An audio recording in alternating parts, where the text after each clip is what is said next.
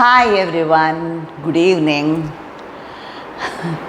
எல்லாம் ஒரு 2 பார்ட்டாக லாஸ்ட் இது வீடியோ வந்து நேற்று அண்ட் டே பிஃபோர் எஸ்டர்டே வந்து போட்டிருந்தேன்.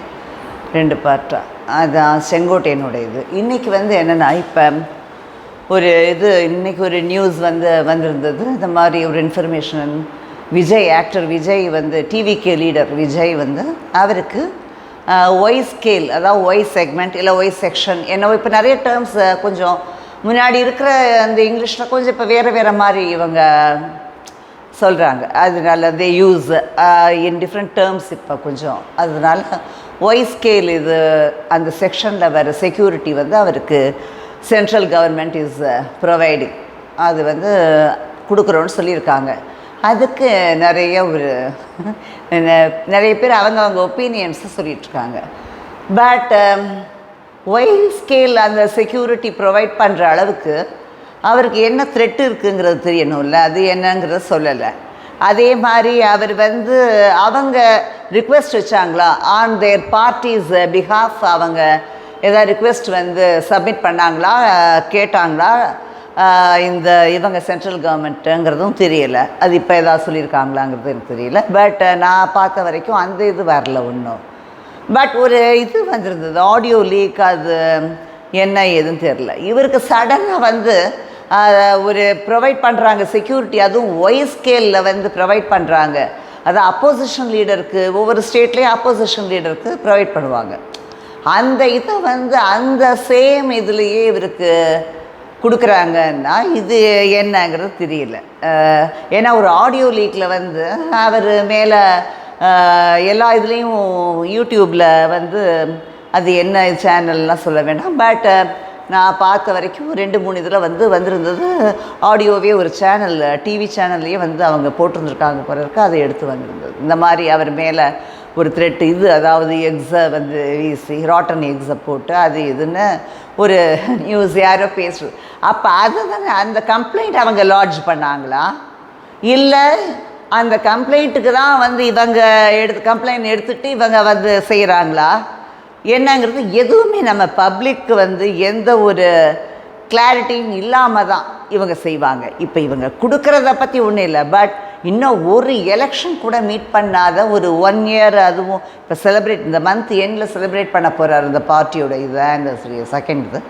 அந்த மாதிரி ஒரு பார்ட்டி, சாதாரணமாக ஒரு பார்ட்டி, அவருக்கு பெரிய ஃபேன் ஃபாலோயிங் இருந்தால் கூட நம்ம விஜயகாந்தை பார்த்துருக்கோம். விஜயகாந்தை விட இவர் யங்ஸ்டர், அதனால இன்னும் ஃபேன்ஸ் நிறையா. இவர் நிறைய அதாவது இப்போ எல்லோரும் ஸ்டாரில் என்ன ரேட்டில் அவங்க வாங்குகிற சேல்ரி ரேட் வச்சு தானே ஸ்டார் இது கிரேடு கொடுக்குறாங்க இல்லையா. அது மாதிரி இவர் வந்து ஈக்குவல் டு ரஜினிகாந்த் அது இதுன்னு வரும்போது இவருக்கு வேல்யூ இருக்குதா. இருந்தாலும் மாஸ் அவரோட ஃபேன்ஸ் மட்டும் பத்தாதுலே ஆக பற்றி இவர் இன்னும் இது மீட் பண்ணல, எலெக்ஷன் மீட் பண்ணல.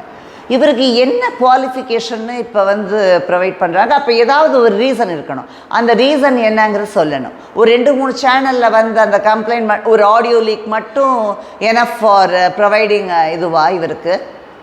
அப்போ இவர் வந்து களத்தில் இறங்காமல் எல்லாரையும் களத்தில் இறங்குங்கன்னு சொன்னார். அவரோட கேடர்ஸ், அவங்க பார்ட்டி பீப்புள் எல்லாரையும் கேட்டுக்கிறேன், எல்லோரும் வாய் பேசிட்டு இது பண்ணக்கூடாது, ஆக்ஷனில் இருக்கணும், எல்லோரும் கிரவுண்டில் இருக்கணும் அப்படிங்கிறத சொன்னார். அது ஒரு இது டிக்ளேர் பண்ணியிருந்தார். அவங்க எல்லாருக்குமே ஒரு கால் ஃபார் பண்ணி இது செய்யணும்னு சொல்லியிருந்தார். அப்படி இருக்கிறப்போ அந்த இதை இவர் போகாமல் அவாய்ட் பண்ணுறதுக்காக எதையும் ஃபேஸ் பண்ணாமல், ஏன்னா இவருக்கு த்ரெட் இருக்குது அப்படிங்கிறதுக்காக இதை இது பண்ணுறாங்களா என்னங்கிறதே ஒன்றும் புரியலை. அது ஒரு மிஸ்ட்ரியாக இருக்குது, ஒன்றும் புரியலை. எதுக்காக இப்போ சடனாக ஒரு பொலிட்டிக்கல் லீடர் இப்போ தான் ஸ்டார்ட் ஆன ரைஸ் ஆக போகிற இப்போ தான் அப்படி வர்றாரு, அவருக்கு வந்து இவ்வளோ பெரிய இது கொடுக்குறாங்க. அம்மாக்கெல்லாம் வந்து ஜேமாவுக்கு எல்டிடி த்ரெட்லாம் இப்போ இருந்தது. அதும்போது கூட இவ்வளோவெல்லாம் இப்போ என்னவோ அவ்வளவு ஒரு இதாக செய்கிறாங்க, ஒன்றும் புரியலை. நம்ம பார்ட்டியிலேருந்தும் அப்படியே வேறு கமெண்ட்ஸ் ஒப்பீனியன்ஸ் வந்திருந்தது 2-3 லீடர்ஸ்ட்டு இருந்து. ஓகே கொடுக்கட்டும், ஆனால் இவ்வளோ பெரிய ஒரு இது கொடுக்கறதுக்கு என்ன ஒரு கிரவுண்ட் என்னங்கிறது தெரியணும் இல்லையா. அது சொன்னால் தானே ஏற்றுக்க முடியும். இங்கே செக்யூரிட்டி இவங்களுக்கெல்லாம் ப்ரொவைட் பண்ணிக்கிறாங்க. எனக்கு அதுதான் என்ன செக்யூரிட்டி இவங்க எல்லாருக்கும் ப்ரொவைட் பண்ணிக்கிறாங்க. ஒருத்தருக்கு ஒருத்தர் கவர்மெண்ட் இம்மீடியட்டாக ஹூஸ் காஸ்ட் நம்ம காசு, நம்ம டேக்ஸ் அதெல்லாம் பே பண்ணுற காஸ்ட்டில் தான் இவங்களுக்கு ப்ரொவைட் பண்ணுறாங்க. அது சென்ட்ரல் ஆகட்டும் ஸ்டேட் ஆகட்டும் யார் செஞ்சாலும் நம்ம காஸ்ட்டு தான்.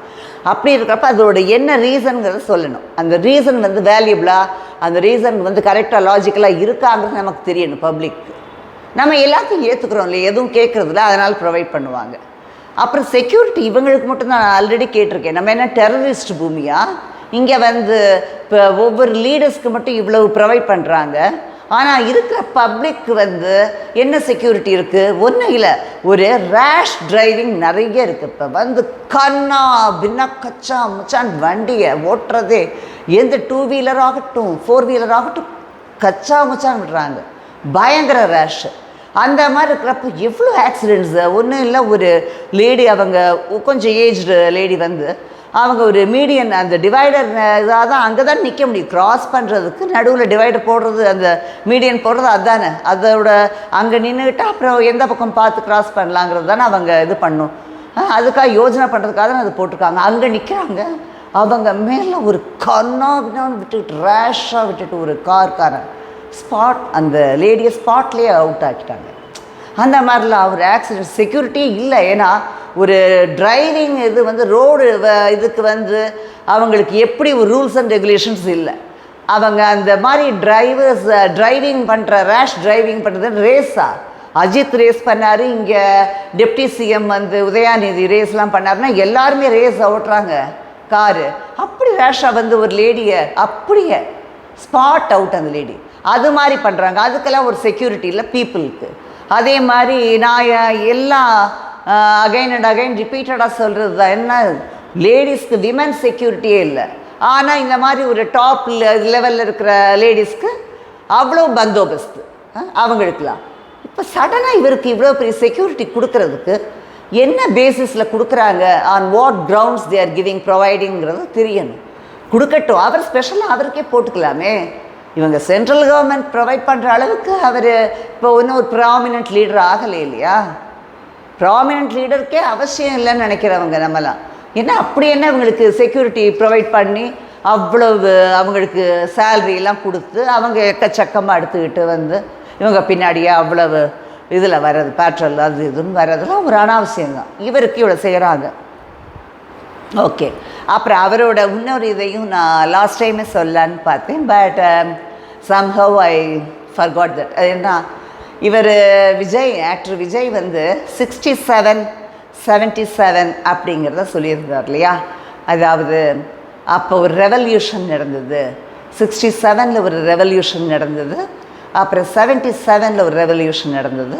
அது மாதிரி இப்போ 2026 ஒரு ரெவல்யூஷன் நடக்கணும் அப்படின்னு சொல்லி அவங்களோட பார்ட்டி கேடர்ஸ்க்கு ஒரு ஸ்டேட்மெண்ட் அன்றைக்கி விட்டுருந்தார். அதுதான் இவர் வந்து இன்னும் ஒரு ஸ்டெடியான இதில் இல்லை, ஒரு மாதிரி வேவரிங்காக இருக்கார், டயலமாவில் இருக்காருங்கிறது எனக்கு தோணுது. 67ங்கிறது அவர் மென்ஷன் பண்ணுறார் இல்லையா. 67ங்கிறது என்ன, டிராவிடியன் பார்ட்டி வந்து ரைஸ் ஆனது. அதோட ரீசனை கூட நான் இப்போ சொல்ல, அவரோட ஷூட்டிங்னு சொன்னேன். பட் அவர் வந்து ரெவல்யூஷன் சொல்கிறார். என்ன ரெவல்யூஷன் அவர் மீன் பண்ணுறாருன்னா, இவங்க டிஎம்கே பீப்புள் சொல்கிற அதே ரெவல்யூஷன் தான், ஹிந்தி அஜிடேஷனுங்கிற மாதிரி இந்த யங்ஸ்டர்ஸோட இதை வச்சு வந்தது தான் அவர் ஹீஸ் மீனிங். பட் என்னோட இது கொஸ்டின் இப்போ விஜய்க்கு என்னென்னா, நீங்கள் வந்து 67 ரெவல்யூஷனுங்கிறது மென்ஷன் பண்ணிங்கன்னா, அதை நீங்கள் ஒரு பெரிய ரெவல்யூஷனாக நினச்சிங்கன்னா, உங்கள் ஐடியாலஜிக்கல் லீடர் மிஸ்டர் காமராஜோட டாப்பில் பண்ணது, அவரை வந்து இது பண்ணது, அந்த கவர்மெண்ட்டை ஊஸ்ட் பண்ணுறதுக்கு உண்டான இதுதான் ரெவல்யூஷன் தான் அது. அப்போ நீங்கள் ஐடியாலஜிக்கல் லீடர்னு சொல்கிறீங்களே, அதான் நீங்கள் வேவரிங்கில் இருக்கீங்க. நீங்கள் எல்லாரையும் சும்மா ஏன்னா ஒரு இதை சொல்லிடுவோம், பெருந்தலைவர் காமராஜரை சொன்னால் அவர் ஒரு முக்கியமான லீடர், அவரோட இதெல்லாம் வரும், அந்த மாதிரி மைண்டில் இருக்கீங்க. அப்போ உங்களுக்கு எழுதி கொடுக்குறவங்க யாரோ இல்லை, நீங்கள் சொல்கிறது என்னவோ சம்மந்தம் இல்லாமல் ஒரு இதாக இருக்குது, கான்ட்ரடிக்டரியாக இருக்குது. 67 ரெவல்யூஷன் நீங்கள் மீன் பண்ணிங்கன்னா, அந்த மீன் பண்ண அந்த ரெவல்யூஷன் இயர் வந்து உங்கள் ஐடியாலஜிக்கல் லீடர் மிஸ்டர் காமராஜை ட்ரைவ் பண்ணது இங்கேருந்து. அதாவது காங்கிரஸை சப்ரஸ் பண்ணி அதுக்கப்புறம் ரைஸ் பண்ணவே விடாத அளவுக்கு இன்னும் அவங்க ஒன்றுமே இல்லை, அவங்க பின்னாடி இது பிடிச்சிட்டு என்ன பல்லக்கு தூக்கிட்டு இருக்காங்க ஃபார் டிஎம்கே. அதை தான் நீங்கள் ரெவல்யூஷன் மீன் பண்ணிங்கன்னா அப்போ மிஸ்டர் காமராஜை எப்படி நீங்கள் ஐடியாலஜிக்கல் லீடராக கொண்டு வந்து உங்கள் இதில் வச்சுக்க முடியும்னு தெரியல. இது யாருமே சொல்லலை, நான் அன்னைக்கே சொல்லணும்னு பார்த்தேன் ப்ரீவியஸ் வீடியோலேயே. But somehow I forgot that. Okay, அவர் எப்போவுமே அப்படி தான். அவர் என்னன்னா அப்பப்போவே என்ன நம்ம தலைவரை பேர் சொல்லாமல் அது சரி சொல்ல வேண்டாம் நீங்கள். ஏன்னா அவர் வந்து எங்கள் பார்ட்டிக்கு ஏடிஎம்கே பார்ட்டியோட லீடர், அது இன்னும் ஸ்ட்ராங்காக இருக்கிற பார்ட்டி, அதை நீங்கள் சொல்ல முடியாது. யூ கான்ட் கிளைம் ஹிம் அப்படிங்கிறத நான் சொல்லியாச்சு. நீங்கள் கிளைம் பண்ணுற அளவுக்கு இல்லை. ஓகே.